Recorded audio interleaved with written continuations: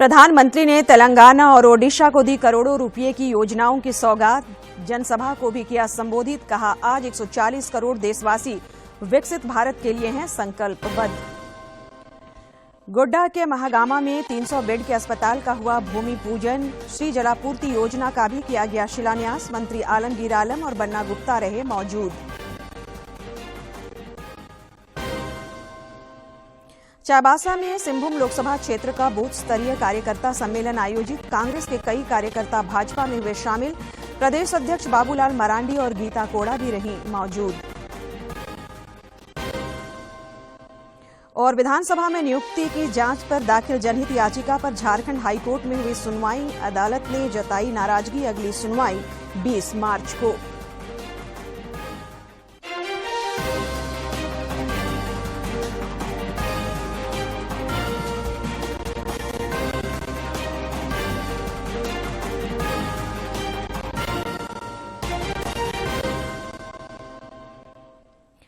नमस्कार, खबरें झारखंड में आपका स्वागत है। मैं हूं संध्या दिमता और अब समाचार विस्तार से।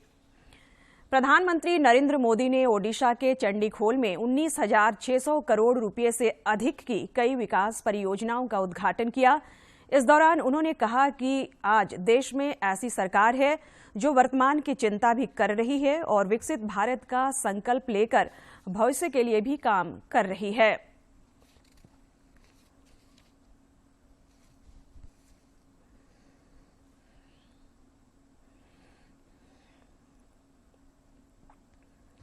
साथियों, आज देश में ऐसी सरकार है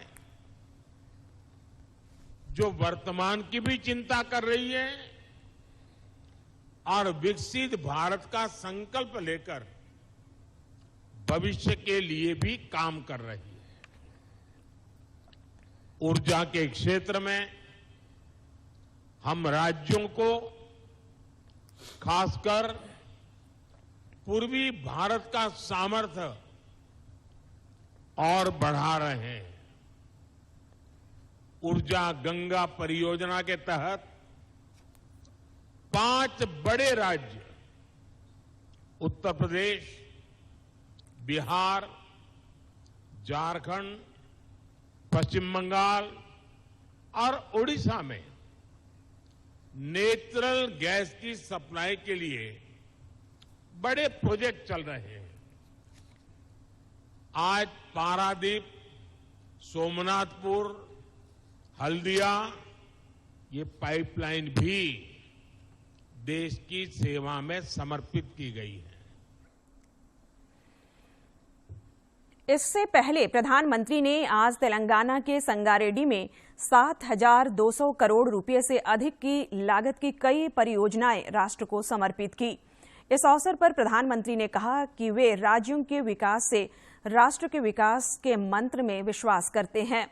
विकसित भारत में आधुनिक बुनियादी ढांचे के महत्व पर जोर देते हुए प्रधानमंत्री ने बताया कि इस वर्ष बजट में इसके लिए 11 लाख करोड़ रुपए का आवंटन किया गया है। अभियान के तहत आज मैं लगातार दूसरे दिन आप सबके बीच तेलंगाना में हूं। कल आदिलाबाद से मैंने तेलंगाना और देश के लिए करीब 56,000 करोड़ रुपए के डेवलपमेंट प्रोजेक्ट शुरू किए। आज मुझे संगारेड्डी से करीब 7,000 करोड़ रुपए की परियोजनाओं का लोकार्पण और शिलान्यास का अवसर मिला है। इनमें हाईवेज, रेलवेज और एयरवेज से जुड़े आधुनिक इंफ्रास्ट्रक्चर के काम भी है। इनमें पेट्रोलियम से जुड़े प्रोजेक्ट भी हैं। कल भी जिन विकास कार्यों का लाभ तेलंगाना को मिला था वो ऊर्जा और पर्यावरण से लेकर इंफ्रास्ट्रक्चर तक अलग अलग क्षेत्रों से जुड़े थे। मैं इसी भावना पर चलता हूं राज्य के विकास से देश का विकास, यही हमारे काम करने का तरीका है। और इसी संकल्प के साथ केंद्र सरकार तेलंगाना की भी सेवा कर रही है। मैं आज इस अवसर पर आप सबको और सभी तेलंगाना वासियों को विकास के इन सारे कामों के लिए बहुत बहुत बधाई देता हूं। राज्य सरकार ने आज गोड्डा को कई अहम सौगात दी। गोड्डा के महागामा अनुमंडल में 300 बेड के अस्पताल का आज मंत्री आलमगीर आलम और बन्ना गुप्ता ने भूमि पूजन किया।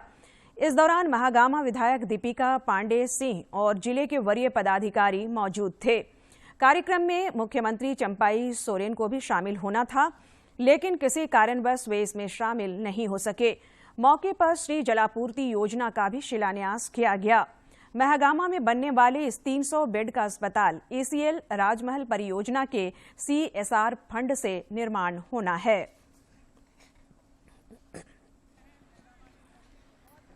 महागामा के 300 बेड अस्पताल, डिग्री कॉलेज हो, चाहे जो नगर पंचायत का बहुत लंबित मांग था पेयजल को लेकर के, उसके शिलान्यास के लिए तैयार है। करोड़ों की लागत से जो ग्रामीण सड़क है वो, और साथ ही साथ काफी सारी नियुक्ति पत्र यहाँ बांटी जाएगी। रांची में आश्रम नियोजन एवं प्रशिक्षण विभाग द्वारा कार्यशाला का आयोजन किया गया। इस दौरान श्रम मंत्री सत्यानंद भोक्ता ने कहा कि मुख्यमंत्री सारथी योजना से युवक युवतियों को हुनरमंद बनाया जा रहा है। इस अवसर पर मंत्री ने 7 युवतियों को विभिन्न क्षेत्रों में नियुक्ति पत्र भी प्रदान किए। मौके पर झारखंड चैम्बर ऑफ कॉमर्स के अध्यक्ष किशोर मंत्री भी मौजूद थे। इस दौरान श्रम मंत्री ने कहा कि श्रम विभाग मजदूरों के प्रति अपनी जिम्मेदारी पूरी तत्परता के साथ निभा रहा है।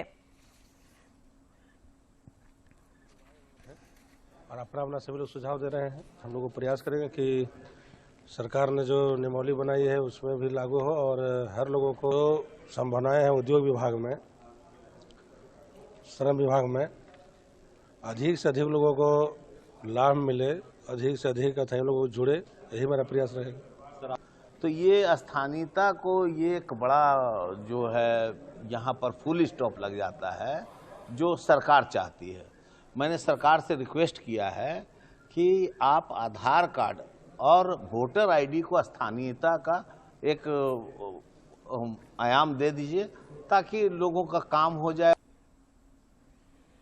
चाईबासा में सिंहभूम लोकसभा क्षेत्र अंतर्गत बूथ स्तरीय कार्यकर्ता सम्मेलन का आयोजन किया गया।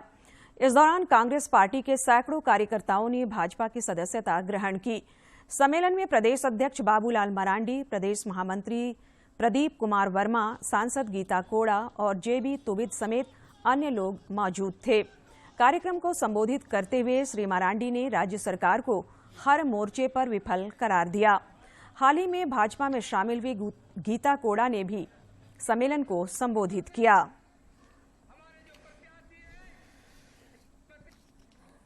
लोकसभा क्षेत्र है, इसको हमें धूमधाम से जीतना है और काफी वोटों के अंतर से हमें इस सीट को जीतना है ताकि देश के प्रधानमंत्री नरेंद्र मोदी जी फिर एक बार देश के प्रधानमंत्री बने, उसमें से आपकी सिंहभूम क्षेत्र का भी योगदान हो।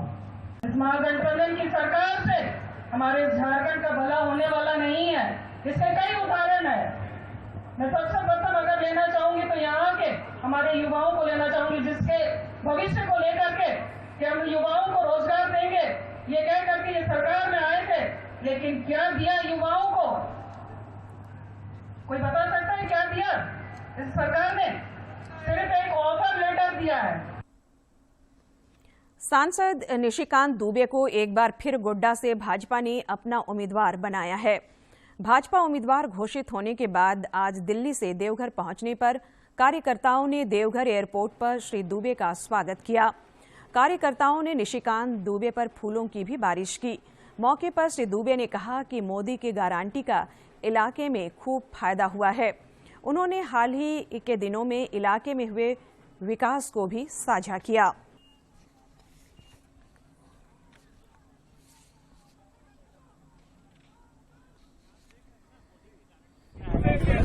मैं इसी 5 मार्च 2009 को जसीडीह रेलवे स्टेशन पर उतरा था।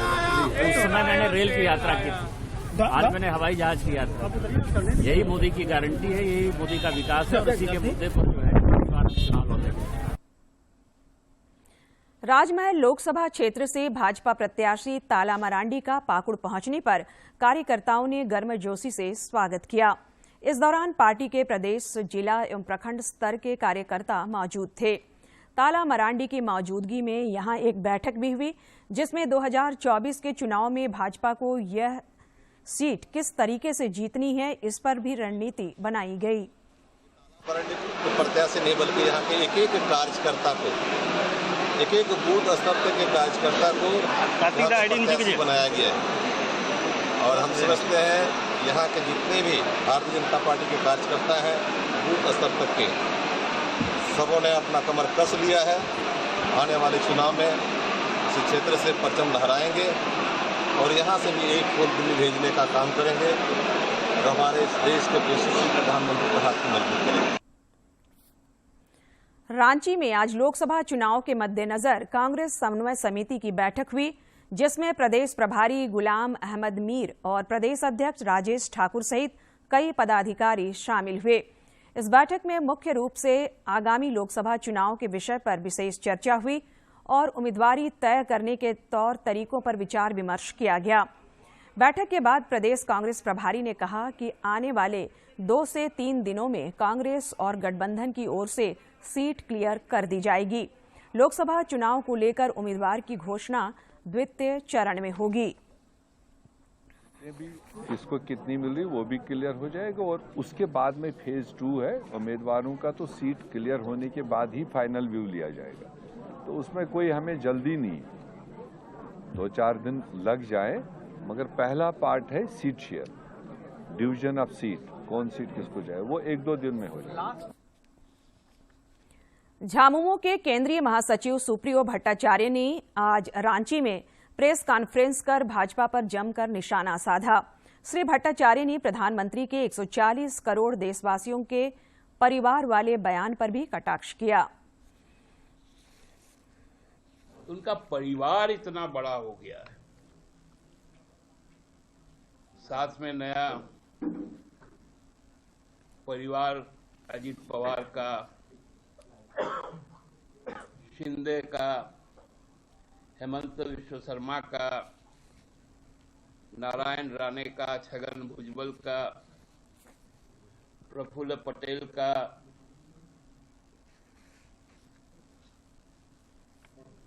तो ये परिवार अब उनको समझ में आ गया है कि क्या होता है।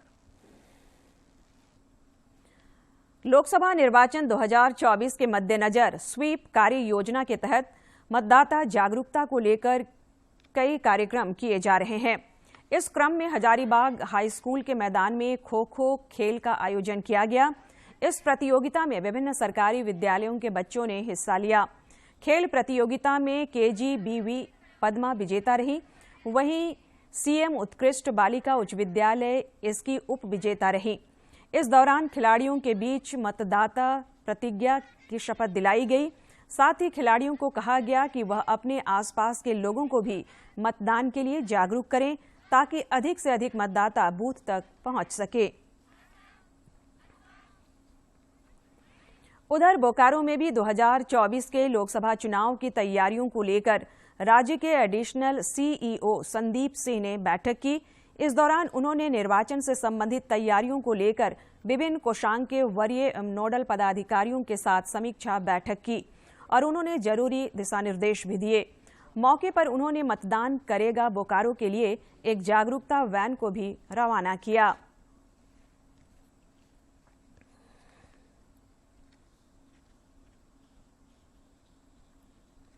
इलेक्ट्रोल लिटरेसी क्लब 19 फरवरी से 6 मार्च तक मतदान के प्रति युवाओं को जागरूक करने समेत वोटरों की विभिन्न समस्याओं को दूर करने में मदद कर रहा है। रांची के सेंट जेवियर कॉलेज का इलेक्ट्रोल लिटरेसी क्लब 19 फरवरी से मतदान के प्रति जागरूकता, वोटरों की समस्या के निदान और नए वोटरों को जोड़ने के लिए कॉलेज कैंपस में शिविर लगाकर काम कर रहा है। क्लब की कैंपस एम्बेसडर प्रकृति कृष्ण लकड़ा ने बताया कि इस दौरान उन्होंने 150 से अधिक नए वोटरों का रजिस्ट्रेशन किया है। यही नहीं, मूवी और नुक्कड़ नाटक के जरिए वे मतदाताओं को लुभा रहे हैं। इनका ये अभियान 6 मार्च तक चलेगा। वोटर हेल्पलाइन ऐप गवर्नमेंट की तरफ से निकाला गया है, जिससे कि कोई भी नया वोटर रजिस्ट्रेशन करके अपना वोटर आईडी कार्ड बनवा सकता है। राइट्स और वोटर आईडी कार्ड कितना ज़्यादा इम्पोर्टेंट है, वोट देना आज की युवा पीढ़ी के लिए कितना इम्पोर्टेंट है। अभी से लेकर 6 तारीख तक हम लोग वोटर रजिस्ट्रेशन कैंप करते रहेंगे कॉलेज में। जिसका भी वोटर आईडी कार्ड नहीं बना है वो सुबह 10 बजे से 4 बजे तक आकर संजीवियस कॉलेज में वोटर आईडी बना सकते हैं। दरअसल युवाओं में लोकतंत्र के प्रति आस्था और इसकी मजबूती के लिए उनकी जरूरी सहभागिता को ध्यान में रखते हुए 2017 में रांची के सेंट जेवियर कॉलेज में देश के पहले इलेक्ट्रॉल लिटरेसी क्लब की स्थापना हुई, जिसके बाद फिर दिल्ली यूनिवर्सिटी और देश के अन्य शैक्षणिक संस्थानों में इसके दायरे को फैलाया गया। 2024 तक सेंट जेवियर्स कॉलेज उस इलेक्ट्रॉल लिटरेसी क्लब को मेंटेन करके रखा है।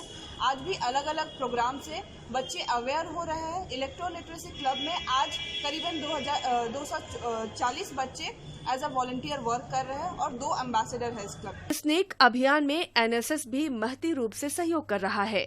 एनएसएस के कोऑर्डिनेटर सूरज मंडल ने बताया कि देश के विकास के लिए सबको साथ लेकर चलना जरूरी है, इसलिए वे सभी से वोट के लिए आगे आने की अपील कर रहे हैं। जो ये मुनीम चल रहा है वोटर अवेयरनेस कैंप, एनएसएस और ईएलसी क्लब मिलकर जो कोलैबोरेट करके कैंप चला रहे हैं, इसका मुख्य उद्देश्य है कि लोगों तक वोटर अवेयरनेस पहुंचाना।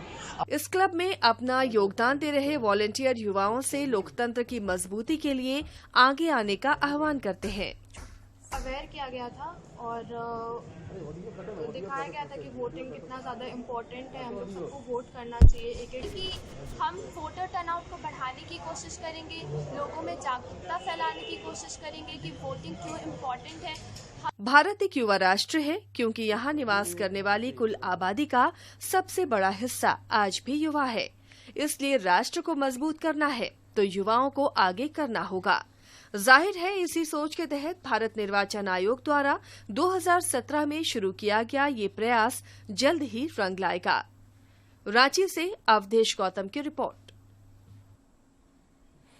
झारखंड मंत्री परिषद की अगली बैठक 6 मार्च को होगी। प्रोजेक्ट भवन स्थित मंत्री परिषद कक्ष में यह बैठक 4 बजे से आयोजित की गई है। मंत्रिमंडल सचिवालय एवं निगरानी विभाग द्वारा इसकी जानकारी साझा की गई है। राज्यपाल सीपी राधाकृष्णन से आज रिम्स रांची के निदेशक सह सीईओ प्रोफेसर राजकुमार ने राजभवन में शिष्टाचार भेंट की। इस दौरान उन्होंने राज्यपाल को रिम्स में की गई पहलों की जानकारी दी। राज्यपाल से आज रांची प्रेस क्लब के एक प्रतिनिधिमंडल ने भी मुलाकात की और उन्हें रांची प्रेस क्लब की गतिविधियों से अवगत कराया। झारखंड विधानसभा में अवैध नियुक्ति की जांच की मांग को लेकर दाखिल जनहित याचिका पर झारखंड हाईकोर्ट में आज सुनवाई हुई। सुनवाई के दौरान राज्य सरकार की ओर से बताया गया कि इस मामले में जो रिपोर्ट आई है उसे कैबिनेट के समक्ष प्रस्तुत किया गया है, लेकिन फिलहाल कैबिनेट ने उस पर कोई निर्णय नहीं लिया है। सरकार के इस जवाब पर अदालत ने नाराजगी जाहिर करते हुए विस्तृत और बिंदुवार जानकारी शपथ पत्र के माध्यम से पेश करने का निर्देश दिया। हाईकोर्ट अब इस मामले में 20 मार्च को सुनवाई करेगा।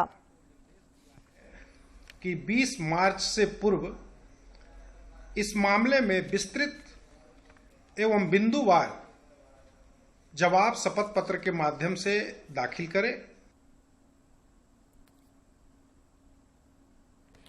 केंद्रीय माध्यमिक शिक्षा बोर्ड से मान्यता प्राप्त राज्य में संचालित 80 जिला स्तरीय मुख्यमंत्री उत्कृष्ट विद्यालयों में कक्षा 9 से 11वीं की परीक्षा 12 मार्च से शुरू होगी, जो 22 मार्च तक चलेगी।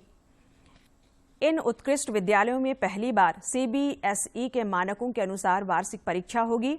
इसके लिए राज्य शिक्षा परियोजना की निगरानी में झारखंड शैक्षिक अनुसंधान एवं प्रशिक्षण परिषद द्वारा प्रश्न पत्र तैयार किया जाएगा।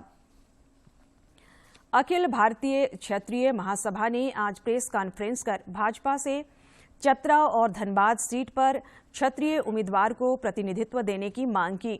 महासभा के अध्यक्ष ने कहा कि क्षत्रिय समाज के सिरमौर भगवान श्री राम का मंदिर बनाकर भाजपा ने सराहनीय कार्य किया है।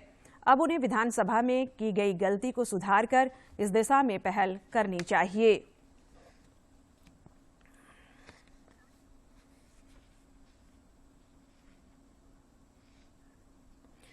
साहिबगंज जिला के पुलिस लाइन स्थित जिला शिक्षा अधीक्षक कार्यालय मैदान में आज विद्यालय स्तरीय विज्ञान प्रदर्शनी का आयोजन किया गया। इसमें कस्तूरबा गांधी आवासीय विद्यालय समेत जिले के सभी प्रखंडों से चयनित विद्यालयों के विद्यार्थियों ने हिस्सा लिया। विज्ञान प्रदर्शनी का मुख्य उद्देश्य छात्र छात्राओं में विभिन्न प्रकार के कौशल को निखारने का प्रयास है। और अब देखते हैं फटाफट अंदाज में जिलों की खबरें।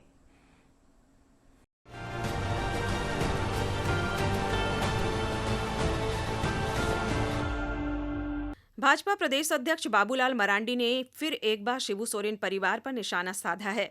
मुख्य न्यायाधीश की अध्यक्षता में गठित 7 जजों की संविधान पीठ के फैसले का स्वागत करते हुए उन्होंने कहा कि रिश्वत को हमेशा अपराध ही माना जाता है।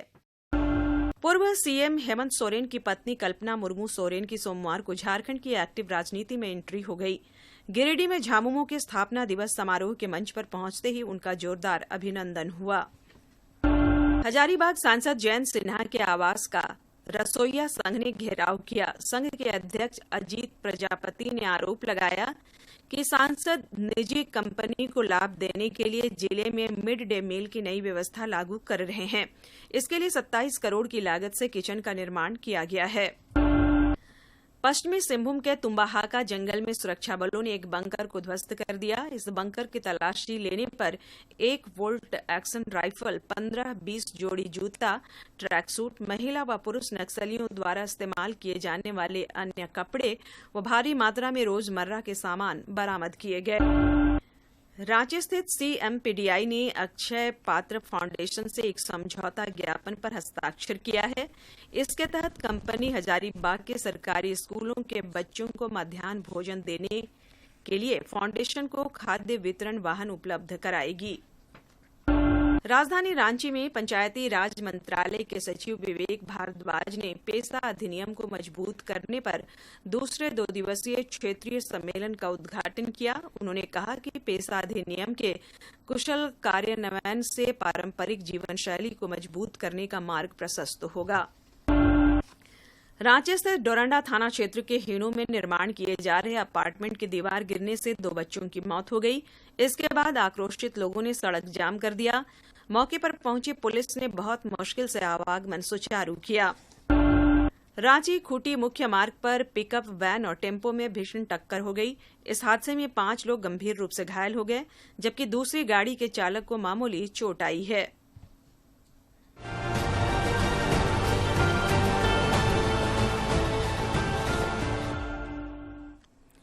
और अब कुछ जानकारी मौसम से। राज्य में पश्चिमी विक्षोभ के असर के खत्म होने के साथ ही मौसम साफ हो गया है।